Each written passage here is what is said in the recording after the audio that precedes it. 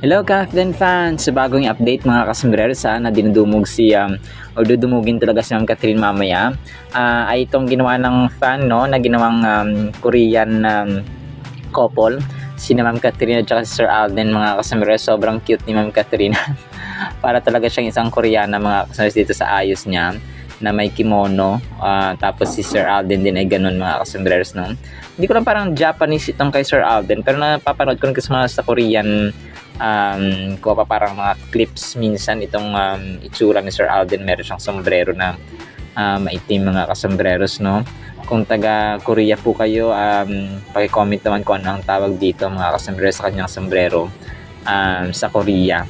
Alright, at saka ito na nga, dudumugin ito mamaya si Ma'am Catherine kasi yung event nila mga kasombrero sa Pure Gold. Ito po ay event na kasama si Ma'am Judy Ann Santos, kagaya ng na-mention ko sa vlog natin nakarang araw, May 16, 2025. So parang convention conference or parang convention event pala itong gagawin ni Ma'am Catherine mga kasombreros at saka ni Ma'am Judy Ann Santos, no. Parang yung kay Sir Alden din, no, yung convention event niya dun sa may BDO mga kasombreros. So may pa-convention ng cat din mga kasombreros. Sa mga tao ay naka-ready na sa location ng pagdadaluhan or pagpupuntahan ni na Ma'am Catherine. So dudumugin talaga ang yung box office queen. Grabe ang mga tao, umaga pa lang ay nakaabang na sila mga kasembreros kasi paunahan talaga dito. So malamang sa malamang ay blockbuster na naman dito mga kasembreros mamaya. And then ito, Sir Alden, cute ng kanyang dito, yung kanyang bagong outfit, no, cycling outfit mga kasembreros. Iba talaga ang pag yayamanin kasi paiba-ibang outfit kahit sa sa cycling at saka sa mga events niya mga kasembreros. So hindi lamang sa taping at saka sa shooting mga kasembreros, paiba-ibang outfit ni Sir Alden, maging sa kanyang mga activities na iba ay tulad nito ay paiba-iba yung outfit sa atin, no, kapag ordinaryong tao. Bahala na isang outfit sa lahat ng events, gano'n. Ganun po mga sombrero. So, sobrang kulit na white shoes na naman ang inyong Pops Alden. So ang credits dito, no, sa Pitik sa Marilake, na kumuha po ng or nag-post ng kuha pa ng pictures ni Pops Alden na sobrang kulit. Para siyang alam mo yung parang may shoot siya mga kasama, pero yung kanyang role ay isang biker or isang siklista. Sobrang lupit ng inyong box office king mga kasombreros. And then ito, si Pops Alden, medyo ito, no, yung sa fun run pa niya. Kasi ang kulit ng caption dito, sabi ni Miss Nate, para siya ng kampanya yarn, chos, #Alden Richards. Kasi para siyang di ba na taon nung May 11, tapos pagka kinabukasan ay election day na.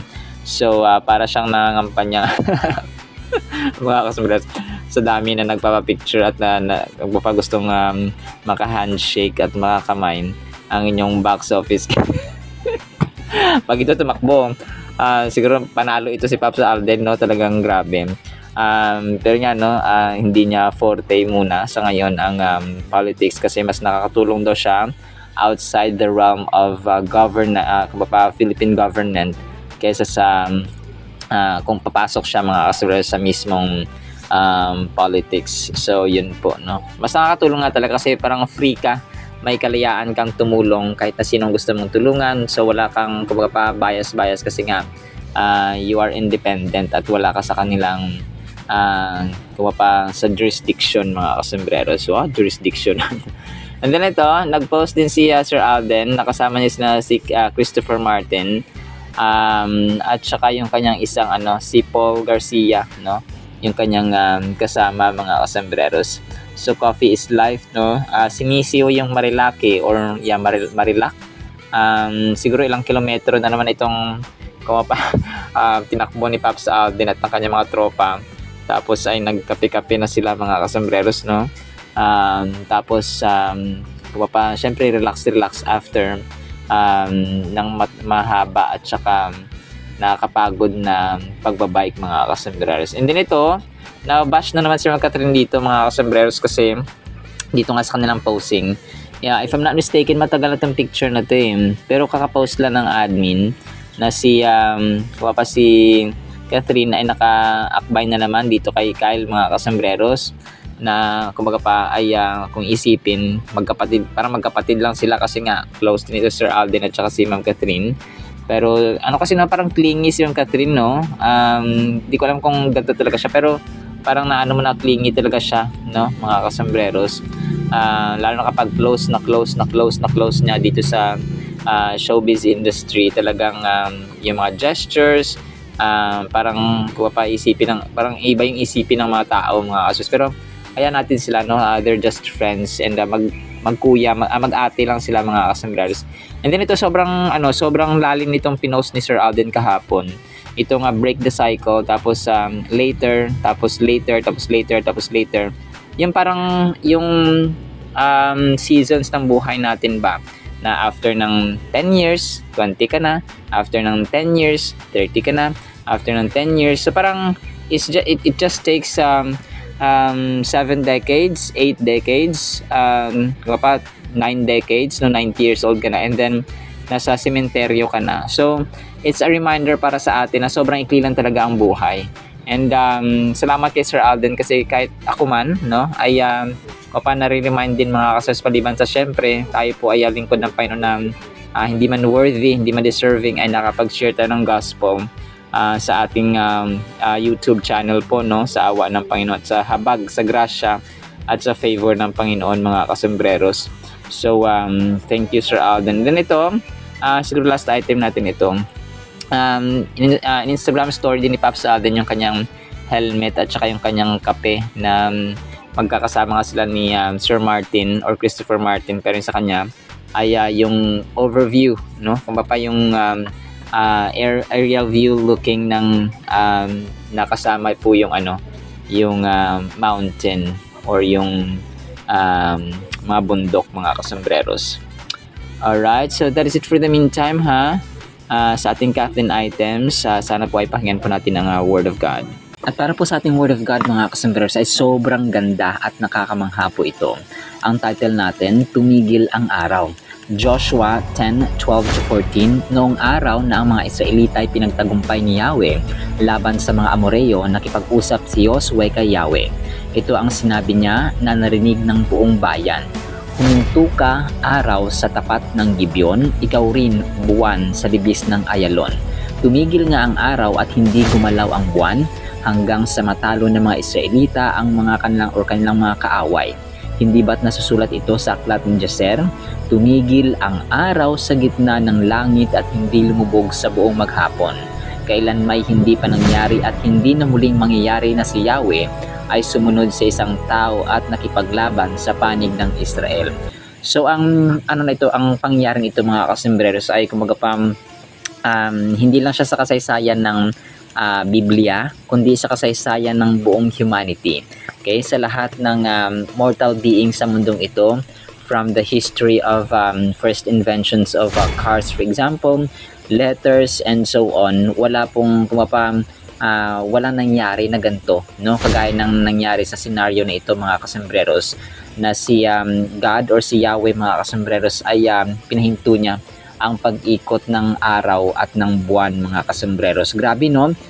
Yung Joshua chapter 10:12-14 actually ay ito yung hindi masabing pinaka, pero one of the most amazing miracles of all time, mga kasambreros, kasi tumigil nga ang araw, mga kasambreros, para bigyan ng tagumpay at i-declare ang victory, mga kasambreros, para sa kanyang mga tao at sa kanyang mga Israelita. So sort of background po ay nakikipaglaban, no, ang mga team, kasi namatay na si Moises sa time na ito. Si Joshua na kanyang kanang kamay ang humalili or pumalit sa kanyang pwesto bilang leader ng mga Israelites, mga kasambreros, papunta sa lupang ipinangako or sa Canaan, mga kasambreros. So habang sila po ay nakikipaglaban sa mga Amorites, ay nakipag-usap, no, or nakiusap, no, dumulog si Josue kaya Yahweh, mga kasambreros. Tapos humiling siya na pahintuin na, kasi kapag kapag magtatakip silim ng mga kasombreros, matatalo po ang mga Israelita. So, ang Diyos, no, kailangan mag-intervene at gawin nga ang napaka-powerful at amazing na act na ito mga kasombreros na pinatigil niya para hindi magtakip silim, hindi pa lumubog ang araw, so that yung mga Israelita na kanyang mga tao sa panguna ni Joshua mga kasombreros ay mananalo. So the sun stood still sa English mga kasombreros. So habang naglalaban mga kasombreros ang mga Amoreo at mga Israelita ay kumapang tumigil, no, sa kalagitnaan nila, yung sa middle of the sky mga kasombreros, ang paggalaw ng araw, at saka dinelay ng Diyos ang pagtakip silim ng full day mga kasombreros. So there's never been a day like it before or since, a day when the Lord listened to a human being. So surely the Lord was fighting for Israel. God miraculously provided 24 hours of light to aid Israel in destroying their enemy, the Amorites. So ang maraming mga Bible scholars and explanations mga kasombreros ay parang nagsasuggest na local miracle in which God allowed light to remain in Gibeon, much like the Hebrews had light even when the Egyptians were in the dark. So parang ang sasabi ng iba na pagkaka-interpret nito ay dun lang sa sa Gibeon na area or na place mga kasombreros. And ang iba naman, kapag the passage is poetic and therefore not to be taken literally, this view causes other problems. Primarily, how is a reader to know that this event is figurative or in not other events? So applying figurative interpretations to difficult biblical passages does not truly answer the difficulties.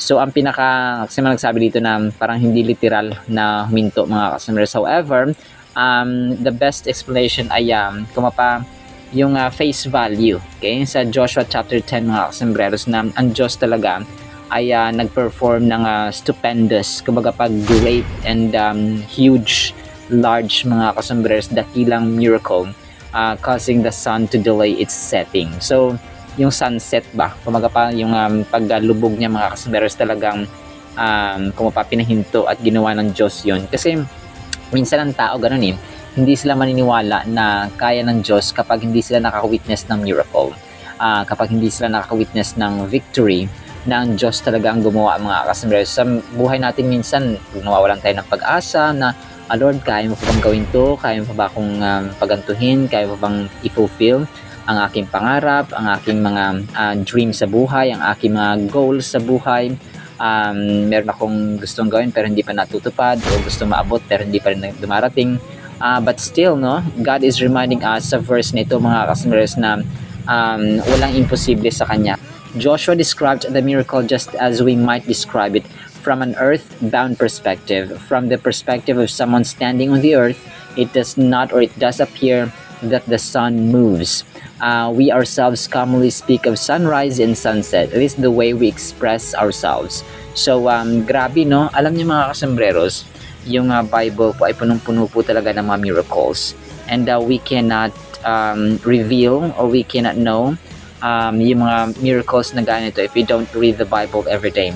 While we may not fully understand how this long day occurred, our miracle does not have to be scientifically proven, just accepted. Joshua prayed and God supernaturally provided light necessary for Joshua's army to win its battle.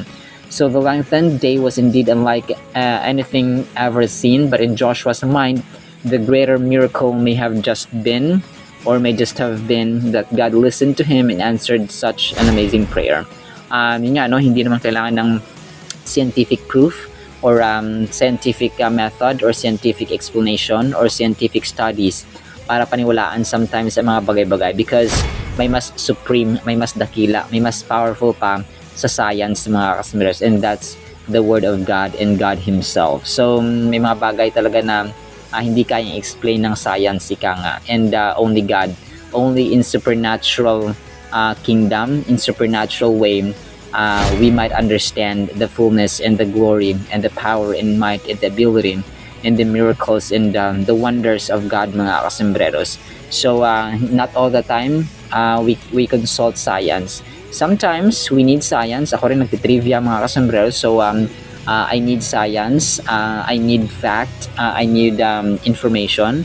but not all the time tama ang science. May mga times din na mali sila, because the power of God's word is insurmountable, and no one can defy, no one can kumaga pa debunk mga customers the truth that comes from God, no matter what their position, what their influence is sa society. Alright? So grabe no, tumigil ang araw mga kasambres. Pati nga yung buwan, tumigil din po, so that God can provide and bestow victory over His people Israel. Alright? So naman po in the meantime ha, nawa po ipagpalaan po tayo ng pag-ibig, pananampalataya at pag-asa in the mighty, holy, sweet, miraculous, powerful name of the Lord Jesus Christ. And everyone said amen and amen. See you sa next segment mga kasambres, and paalam po. I love you all.